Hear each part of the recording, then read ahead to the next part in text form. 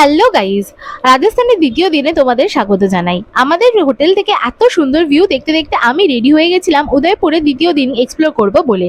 আর এটা ছিল আমার আউটফিট। আমরা সকালবেলা ব্রেকফাস্ট করতে এসেছিলাম রেইনবো পোলে ক্যাফে একটাতে, যেটা ছিল একদমই লেক পিচোলার ওপরে। যেখানে ফার্স্টে নিয়েছিলাম আমি একটা আইস পিস টি, আর সবিক নিয়েছিল একটা র টি, আর তার সাথে নিয়েছিলাম একটা গ্রিলড চিকেন স্যান্ডউইচ, আর তার সাথে নর্মাল ব্রেড অ্যান্ড বাটার। দেন সেখান থেকে আমরা এসেছিলাম ফার্স্টে সিটি প্যালেস এক্সপ্লোর করতে।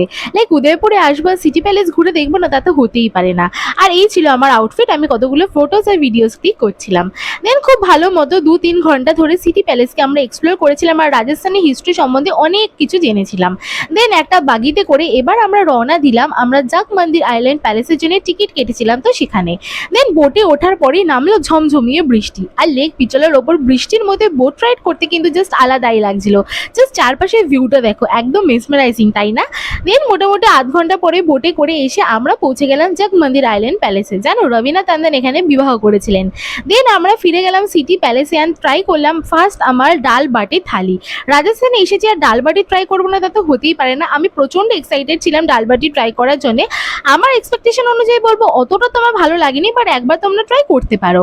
দেন আমরা একটা অটো করে চলে গেছিলাম কার্নি মাতা টেম্পেলে, কারণ এখানে যাওয়ার জন্য করতে হয় রোপওয়ে। আর রোপওয়েতে করে যাওয়ার সময় খুব সুন্দর কিন্তু দৃশ্য দেখতে পাওয়া যায়, আর ওপর থেকে উদয়পুর শহরকে দেখতে লাগে জাস্ট স্টানিং। দেন আমরা ফেরত চলে এসেছিলাম হোটেলে। কিছুক্ষণ রেস্ট নেওয়ার পরে আমি আউটফিট চেঞ্জ করে নিয়েছিলাম ডিনারে যাব বলে। তো ডিনারে এই দিন আমি প্রিবুক করে রেখেছিলাম এমন একটা জায়গা যেখানে কিন্তু খাওয়া দাওয়ার সাথে সাথে খুব সুন্দর রাজস্থানি ফোক ডান্সেসও হয়। তো সেখানে আমরা ফোক ডান্সেস দেখার সাথে সাথে খেয়ে নিয়েছিলাম সেখানকার লোকাল ফিশের একটা টিক্কা, আর তার সাথে লাল মাছ। সবটাই ছিল জাস্ট দুর্দান্ত। তো এমনই ছিল আমাদের দ্বিতীয় দিনটা রাজস্থানে।